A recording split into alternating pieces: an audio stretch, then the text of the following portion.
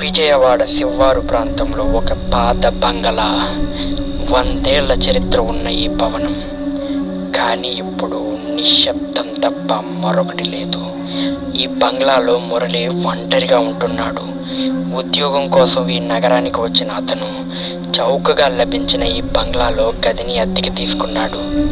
మొదటి కొన్ని రోజులు సాధారణంగానే గడిచాయి. కానీ అష్టమి రాత్రి నుంచి ఏదో విచిత్రం మురళిని వెంటాడుతుంది. ప్రతి రాత్రి ఒకటే కల. ఒక నల్లటి నీడ చేయి పొడిగిస్తూ తలవైపు వస్తుంది. ఆ కలలో అతను అడుగులు వేస్తాడు. చీకటి వాన పొగలో ఏకాంతంగా. ఆ తర్వాత నీడ చెదిరిపోతుంది. ఎవరో అతను వెనక నుండి చూస్తున్నట్లు అనిపిస్తుంది. ఆ నీడ దగ్గరకు వస్తుంది. ముఖం కనిపించదు కానీ శ్వాస వినిపిస్తుంది. చలికి భయానికి ఆ కలలో అతను గట్టిగా ఊపిరి పీల్చుకుంటాడు. ఆ రాత్రి మురళి మళ్ళీ మేల్కొన్నాడు. నిప్పుగా చెమట పట్టింది. 3 గంటల 3 నిమిషాలు. తన గుండె వేగంగా కొట్టుకుంటుంది. బయట నిశ్శబ్దం. అదే సమయంలో గది తలుపు కదిలింది. అతను నెమ్మదిగా లేచి నిలబడ్డాడు. తలుపు వైపు చూశాడు.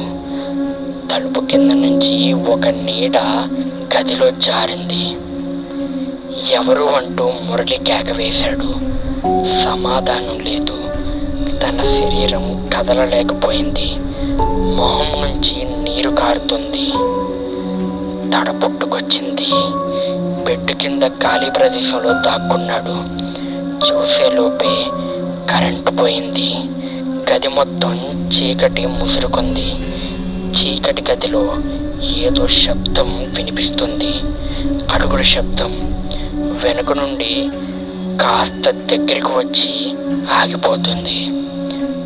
కళ్ళు మూసుకున్న మురళి శ్వాస ఆపుకున్నాడు. ఒక్క క్షణం ఆగిపోయిందిగా అనుకున్నాడు. అయితే అంతలో కరెంట్ వచ్చింది.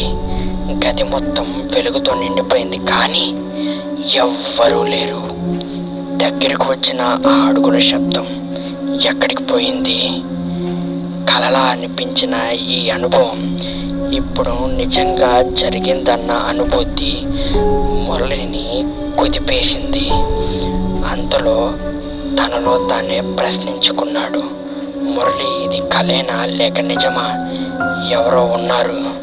ఒకటే నిశ్చయం. ఈ రాత్రి మొదటి క్షణం నుండి చివరి క్షణం వరకు ఏదో శక్తి, ఏదో నీడ అతన్ని గమనిస్తుంది. ఆ రహస్యం ఇంకా తెలియాల్సి ఉంది. ఇది కేవలం ఆరంభం.